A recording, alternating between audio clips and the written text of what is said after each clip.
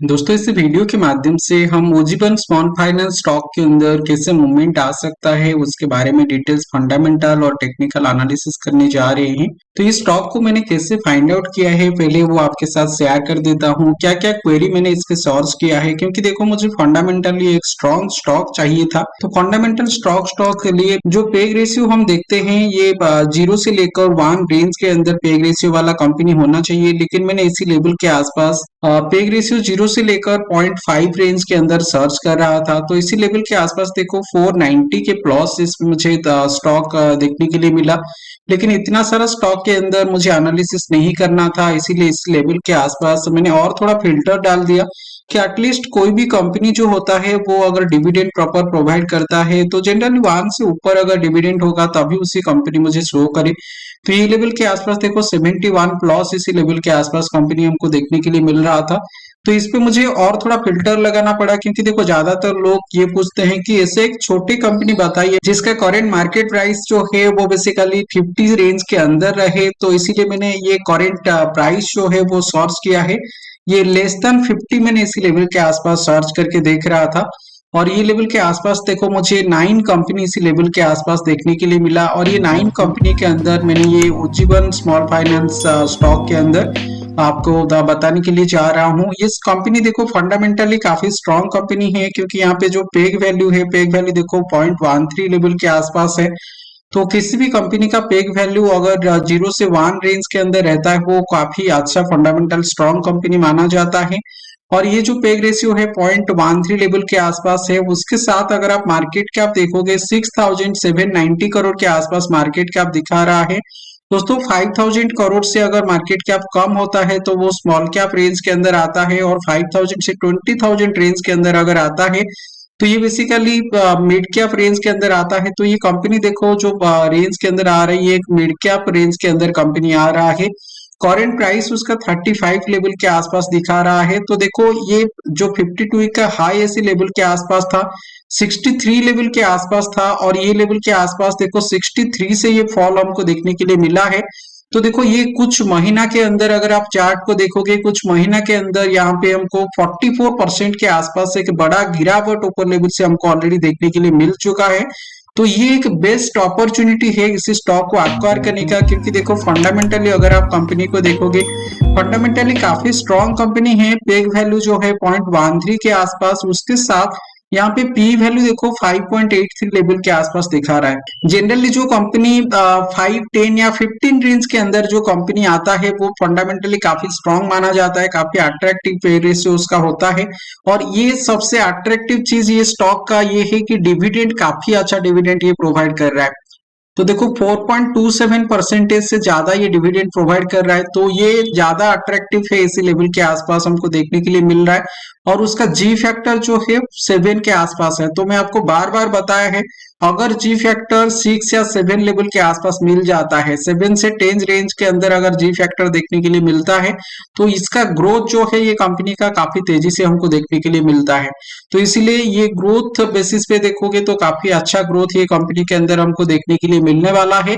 और ये कंपनी का अगर हम एनालिसिस करेंगे तो देखो ये लेवल के आसपास अट्रैक्टिव चीज मैं आपको बता रहा था, कंपनी ने जो डिविडेंड प्रोवाइड कर रहा है 4.27% के आसपास डिविडेंड कंपनी ने प्रोवाइड कर रहा है।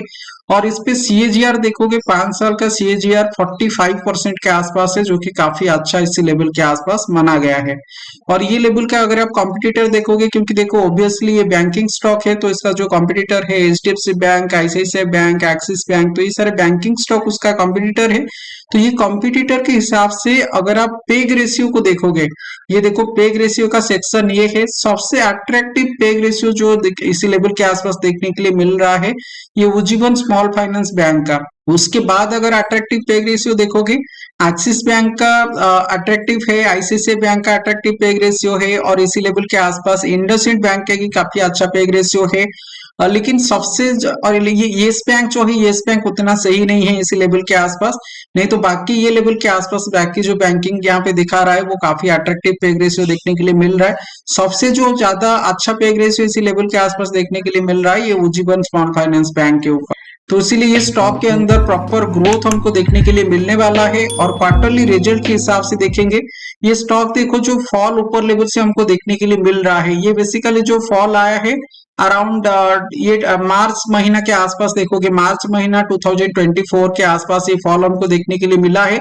और ये लेवल के आसपास देखो जो रिटर्न हमको देखने के लिए मिला है, मार्च महीना से फॉल इसीलिए देखने के लिए मिल रहा है क्योंकि मार्च क्वार्टर से आप सितंबर क्वार्टर तक उसका रिजल्ट को देख लीजिए।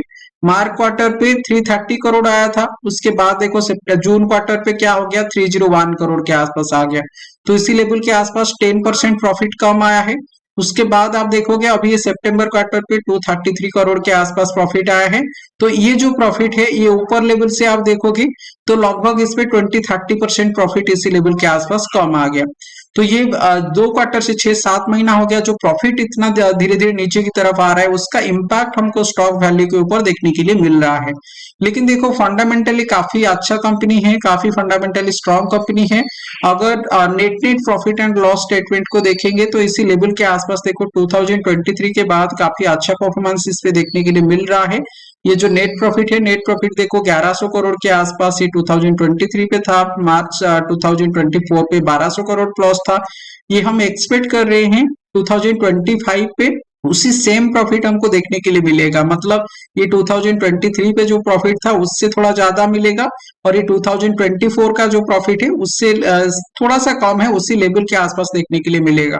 तो ये स्टॉक के अंदर जो ग्रोथ है, ग्रोथ देखो प्रॉपर पॉजिटिव डायरेक्शन पे हमको देखने के लिए मिलने वाला है। और इसीलिए ये स्टॉक के अंदर अगर आप देखोगे, हमको अगर ये स्टॉक को एक्वायर करना है इसी लेवल के आसपास, देखो ज्यादा फॉल ये स्टॉक के अंदर हमको अभी देखने के लिए नहीं मिलेगा क्योंकि ये लेवल के आसपास जनरली फंडामेंटली जो स्ट्रॉन्ग कंपनी होते हैं ऊपर लेवल से जनरली 30-40% नीचे आने के बाद उस पर हमको सपोर्ट देखने के लिए मिला है। और ये लेवल के आसपास अगर हम रिट्रेसमेंट ड्रॉ करेंगे, ये स्टॉक देखो ऑलरेडी ये 50% के आसपास आ गया है। और सबसे जो हमको स्ट्रॉन्ग सपोर्ट देखने के लिए मिलेगा ये बेसिकली 61.8% रिट्रेसमेंट लेवल, जो कि एक गोल्डन फिबोनाची रेशियो लेवल हम बेसिकली फिबोनाची रेशियो के हिसाब से बोलते हैं। तो ये लेवल के आसपास देखो स्ट्रॉन्ग सपोर्ट है जो कि 32 लेवल के आसपास ये जो ट्रेड करेगा। अभी देखो 35 के आसपास ये स्टॉक ट्रेड कर रहा है। अगर ये स्टॉक आपको 32 लेवल के आसपास मिलता है तो ये स्टॉक के अंदर एक बेटर अपॉर्चुनिटी बनेगा इसी लेवल के आसपास खरीदारी करने की।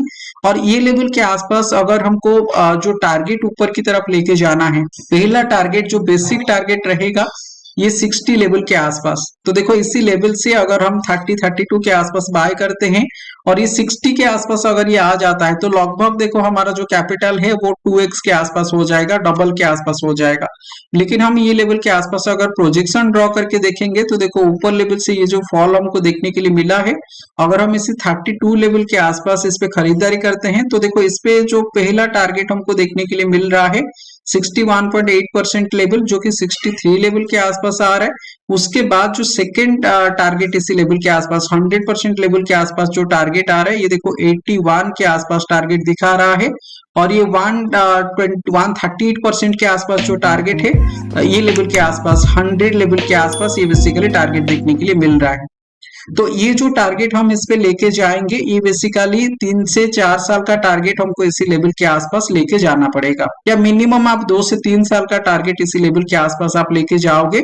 और लेकिन अभी आपको थोड़ा वेट करना है, ये 35 से थोड़ा सा नीचे और आ जाए, 32 लेवल के आसपास आएगा तो ये एक बेटर अपॉर्चुनिटी होगा इसी लेवल के आसपास खरीदारी करने का। लेकिन अगर ये स्टॉक इसी लेवल से और थोड़ा नीचे की तरफ आएगा, 32 से अगर नीचे आके ट्रेड करना स्टार्ट करेगा तो आपको वेट करना पड़ेगा फिर 25 लेवल तक। 25 लेवल के आसपास आप इस पे खरीदारी कर सकते हो। लेकिन बेटर अपॉर्चुनिटी अगर 32 के आसपास 2 से 3 हफ्ता होल्ड करता है तो ये लेवल के आसपास खरीदारी किया जा सकता है क्योंकि फंडामेंटली काफी स्ट्रॉन्ग कंपनी है। लेकिन अगर आप फंडामेंटल बेसिस पे देखोगे कि फंडामेंटल बेसिस पे स्टॉक कितना ऊपर की तरफ मूवमेंट दे सकता है, अभी देखो स्टॉक जो काम कर रहा है अराउंड 35 लेवल के आसपास ये काम कर रहा है, 35.1 के आसपास। और इसका जो पेग रेशियो है 0.13 के आसपास है। तो फंडामेंटल के हिसाब से देखो स्टॉक 270 के आसपास मूवमेंट देने की पोटेंशियल रखता है। तो ये स्टॉक मैंने मेरा फंडामेंटल एंड टेक्निकल के हिसाब से राय आप लोगों के साथ शेयर किया। अगर आपको कुछ सीखने के लिए मिल रहा है, कुछ वैल्यू इस स्टॉक में मिला है, आप ये वीडियो को लाइक जरूर करना। आप इस पे कोई भी पोजीशन वगैरह बनाने से पहले आपकी फाइनेंशियल एडवाइजर के साथ एक बार बात कर लीजिएगा, उनसे सलाह लेके आप इस पे पोजीशन बना सकते हो।